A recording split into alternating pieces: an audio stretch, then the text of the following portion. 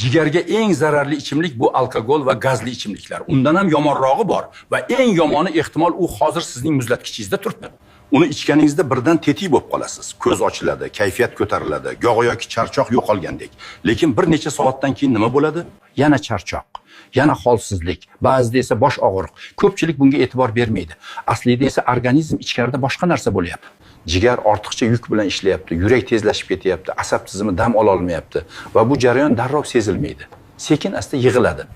Bir kun kelib odam shuni sezadi. Tez charchaydi, uyqu buziladi, sababsiz asabiylashadi va yana o'sha ichimlikka qo'l uzatadi. Chunki u yordam berayotgandek tuyuladi, lekin aslida u yordam bermayapti. U faqat organizmni majburlayapti. Yo'q, ular ertangi energiyani bugun qarzga oladi. Tanangizning ogohlantirish signallarini o'chiradi va jigaringizni haddan tashqari ishlashga majbur qiladi. Xitoy tabobatida biz bunday narsalarga umuman yaqinlashmaymiz. Chunki biz bilamiz, jigarni asrasangiz hamma narsani asraysiz. Gap qaysi ichimlik haqida ketyapti? Izohlarda yozib qoldiring va men kelgusi videoda bu ichimlik haqida batafsil ma'lumot beraman.